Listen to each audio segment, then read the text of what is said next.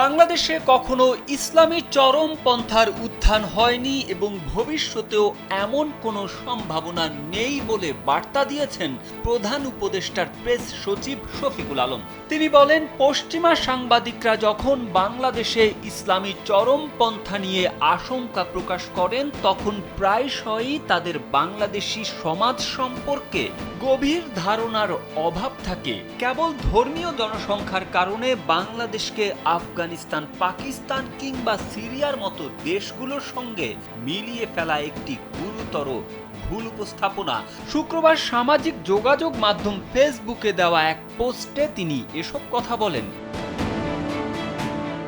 Sandalina so, রূপচর্চায় আভিজাত্য।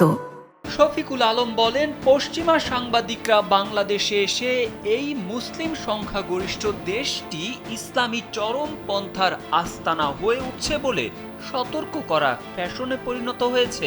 জুলাইয়ের বিদ্রোহের পর পূর্ববর্তী ঘটনাগুলোর মতো কিছু সহিংসতা এবং আক্রমণের ঘটনা ঘটেছে এবং আবারও পশ্চিমা এবং স্থানীয় সাংবাদিকরা একই আশঙ্কা প্রকাশ করেছেন। সবচেয়ে উচ্চকণ্ঠ ব্যক্তিরা দাবি করতে দ্বিধা করেনি যে দেশটি ইসলামী চরমপন্থীদের উত্থানের দ্বার প্রান্তে।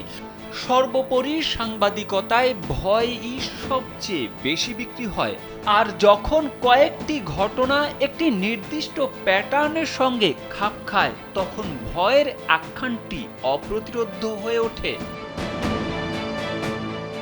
শফিকুল আলম আরও বলেন, এই ধরনের ভয় ভিত্তিক গল্প বলার সমস্যা হলো প্রায়শই এতে বাংলাদেশি সমাজের গভীর ধারণার অভাব থাকে।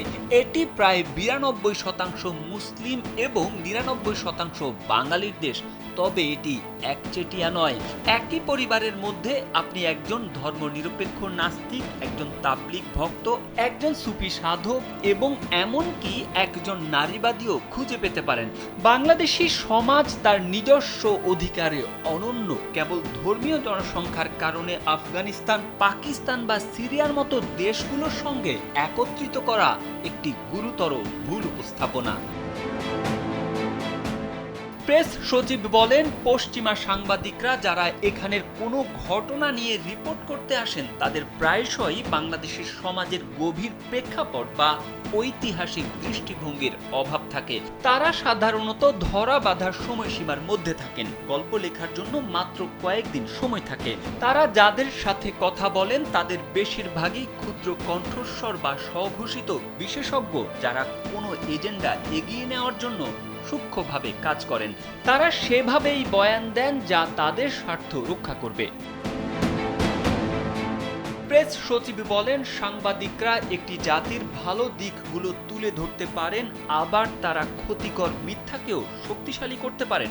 একটি জটিল স্তরবদ্ধ সমাজকে সরল করার তাদের তাগিদ প্রায়শই তাদের ধারণার চেয়েও বেশি ক্ষতি করে। বাংলাদেশ এই প্রবণতা থেকে মুক্ত নয় এবং এর কোনো সহজ সমাধানও নেই।